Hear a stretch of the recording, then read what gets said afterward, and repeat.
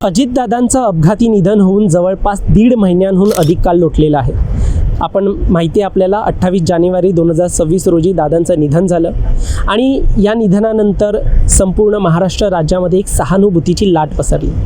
आता या लाटीचा परिणाम काय झाला, त्यामध्ये काही लोकांनी विचार केला की आपण अजितदादांच्या नावाने ट्रस्ट किंवा संस्था ओपन करण्याचा प्रयत्न करू। आता हे प्रयत्न पाहिल्यानंतर पवार कुटुंबियांनी एक मोठा निर्णय घेतलेला आहे। खास करून सुनेत्रा ताई यांनी एक पत्र लिहिलेलं आहे।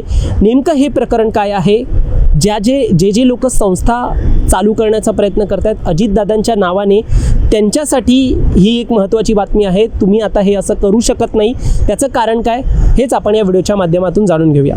दरम्यान तुम्ही चॅनलवर नवीन आलाय तर लगेच सबस्क्राईब करा प्राईम टाईम महाराष्ट्राला, कारण असे महत्त्वपूर्ण अपडेट्स आम्ही नेहमी तुमच्यासाठी घेऊन येत असतो।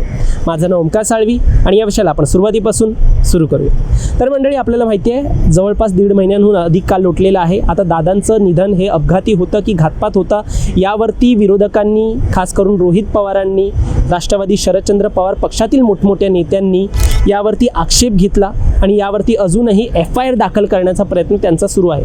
आता ही लढाई वेगळी आहे, मात्र या सगळ्या प्रकरणामध्ये अजितदादांचं जसं निधन झालं त्यानंतर बऱ्याच लोकांनी दादांच्या नावावरती एक ट्रस्ट सुरू करण्याचा किंवा स्मारक उभा करण्याचा, तसेच विविध सामाजिक उपक्रम राबवण्याचा प्रयत्न केला।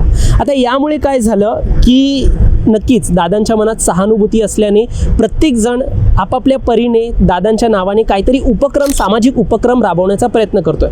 पण प्रत्येकाच्याच मनात चांगलंच असेल असं नसतं।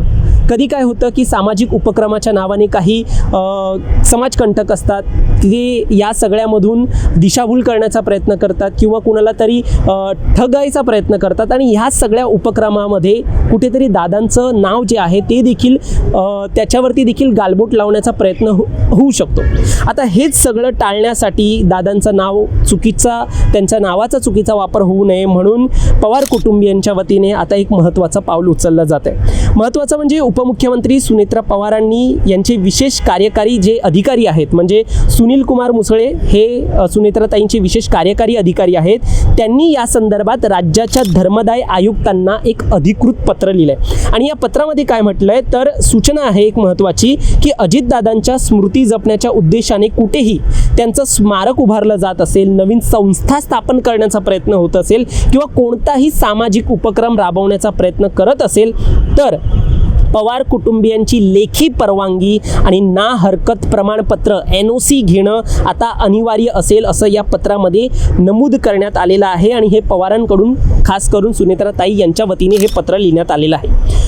सुनील कुमार मुसळे यांच्या पत्राची आता दखल घेत, म्हणजे जे अधिकारी आहेत ताईंचे, त्यांच्या पत्राची ही दखल घेत आता धर्मदाय आयुक्तांनी देखील तातडीने कारवाई केलेली आहे।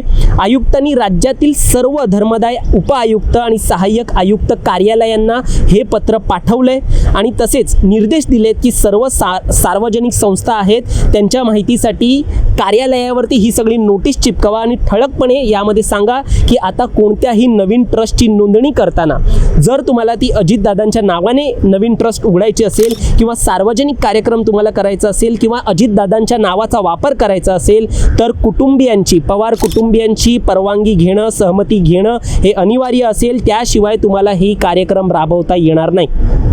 अजितदादांच्या कार्याचा वारसा जपताना त्यात पारदर्शकता असावी, त्यांच्या नावाचा आदर राखला जावा, हाच या निर्णयामागचा मुख्य हेतू असल्याचं देखील आता म्हटलं जात आहे। तुम्हाला या निर्णयावर काय वाटतं, या पत्रावर काय वाटतं? एकूणच दादांचं जे नाव आहे त्याच्यावरती गालबोट लागू नये किंवा त्या नावाची बदनामी होऊ नये यासाठी हे पत्र धाडण्यात आलेलं आहे, त्यामुळे हा निर्णय घेण्यात आलेला आहे।